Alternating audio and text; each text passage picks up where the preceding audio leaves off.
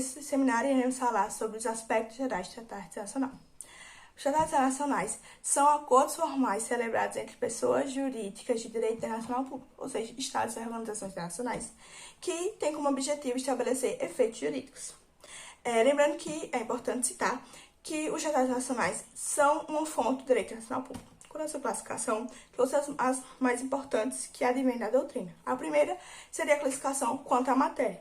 Os tratados podem versar sobre direitos humanos ou as demais matérias. Essa classificação é dada por Marcelo Varela e ele diz que muitos estados dão uma importância maior para os tratados que falam sobre direitos humanos, que isso é uma coisa muito comum. Outra classificação, essa já dada por Francisco Rezec, é quanto ao número dos estados partes. Os tratados podem ser bilaterais, compostos por duas partes, celebrados por duas partes, ou multilaterais, celebrados por 3 ou mais partes.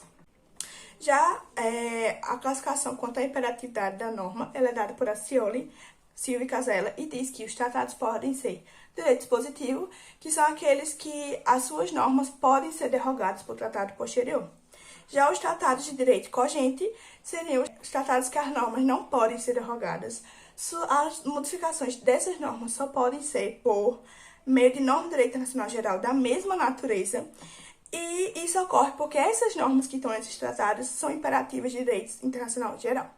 A última classificação que eu trouxe foi de acordo com o tipo de interesse juridicamente regulado, também dada por Acioli, Silva e Casella. Diz que existem os tratados, contratos e os tratados, leis ou tratados normativos, que é o sinônimo. Tratados, contratos são aqueles celebrados e criados para estabelecer regras recíprocas entre os participantes, por exemplo, entre os estados, onde cada um vai ter sua obrigação e seu dever. Você tem seu dever e seu direito. Vai ter uma contraprestação entre eles. Um exemplo seriam os tratados que falam sobre compras ou trocas de bens de qualquer natureza entre estados, ou um tratado que fale sobre um acordo de empréstimo nacional entre dois estados. Já os tratados, leis ou tratados normativos têm efeito normativo porque se assemelham muito com as leis, e eles criam e impõem as mesmas regras e obrigações para todos os participantes e celebrantes daquele contrato. Um exemplo seriam as convenções de Viena, Haia e de Genebra. Eu vou falar sobre os requisitos de validade e os efeitos dos tratados internacionais. Eles são elementos essenciais para o direito internacional público, porque eles vão regular as relações entre os estados soberanos e as organizações internacionais. Só que para que isso aconteça, é preciso que hajam algumas condições. A primeira delas é em relação à capacidade das partes, porque as partes que desejam assinar um tratado internacional precisam ser capazes e os seus representantes, eles precisam de autorização.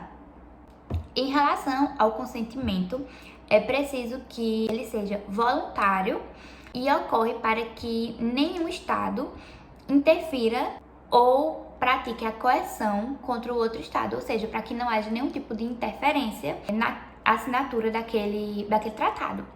O outro elemento, que também é muito importante, é em relação ao objeto e à finalidade do tratado, porque ele precisa ser lícito e também precisa estar de acordo com as normas do direito internacional. Mas, além disso, é preciso estar de acordo com a norma interna de cada estado. Isso é muito importante. Já em relação aos efeitos dos tratados internacionais, de acordo com a obra Manual de Direito Internacional Público, os efeitos dos tratados internacionais, de regra, eles produzem efeitos e espécie de consequências entre as partes contratantes. Ou seja, em regra, elas são obrigatórias desde que aquele tratado já tenha entrado em vigor. E um efeito também muito importante é porque os tratados eles podem estabelecer regras, normas e condutas de um estado para o outro em diversas áreas, ou seja, pode abranger a área dos direitos humanos, a área da saúde, o meio ambiente e até a segurança nacional.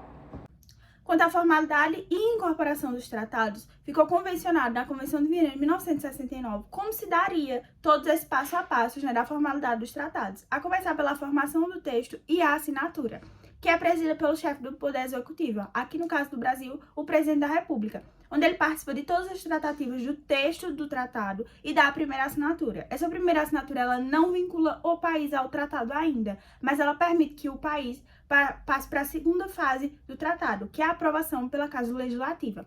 Nessa parte, a Convenção de Viena deixou em aberto, porque depende da Constituição de cada país, de como vai se dar essa incorporação do tratado. Aqui no Brasil, por exemplo, se o tratado ele versar sobre direitos humanos for aprovado nas duas casas do Congresso em 2 turnos, com um quórum de 3/5, ele vai ser aprovado como emenda constitucional. Caso isso não aconteça, ele é aprovado como norma supralegal, que fica ali dentro do bloco de constitucionalidade, mas não vale acima da Constituição e não está abaixo das normas infraconstitucionais, assim não podendo ser revogado por lei infraconstitucional.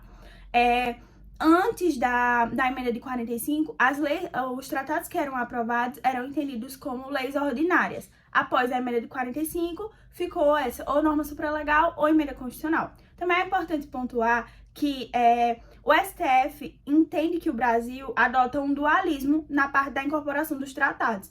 Entretanto, Monzuoli pontua que o Brasil, na verdade, se trata de um monismo dialógico. Porque, na verdade, quando a STF fez essa interpretação que o Brasil seria um dualismo, valia a emenda de 69. E a gente já trocou Constituição. Então, tem mais sentido entender que o Brasil é um monismo dialógico, até por conta dessa questão da integração de emenda ou norma supralegal.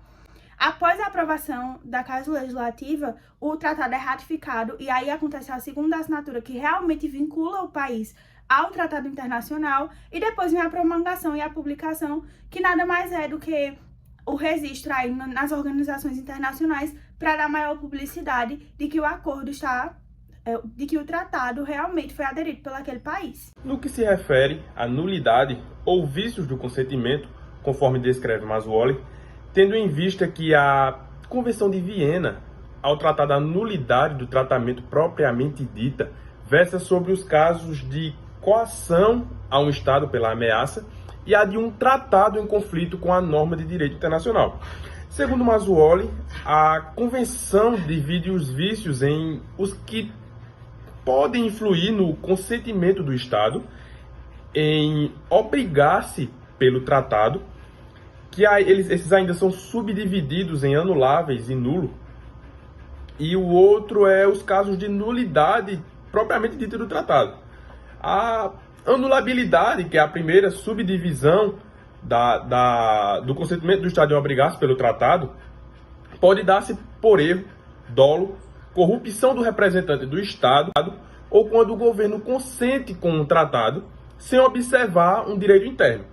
Já a nulidade do consentimento, e não a do tratado em si, se dá em apenas uma hipótese prevista no artigo 51 da Convenção de Viena, quando a coação do representante do Estado. Já a nulidade do tratado se dá quando a coação sobre um Estado soberano pela ameaça e o conflito do tratado posterior, como eu já tinha mencionado.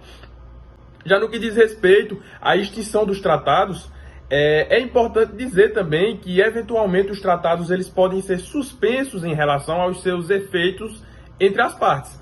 Nos termos do artigo 54 da Convenção de Viena, a extinção pode ocorrer em conformidade com as instruções do próprio tratado, devendo o tratado dispor sobre a possibilidade de sua extensão ou suspensão ou pelo consentimento de todos os Estados-membros. A critério de exemplo, eu posso citar alguns casos de extinção do tratado, como execução integral, o tratado posterior, que vem a ser criado um tratado posterior, a guerra entre os Estados-membros, guerra entre eles, o acordo mútuo entre as partes, entre os Estados-membros, a renúncia lateral, a denúncia, dentre outros.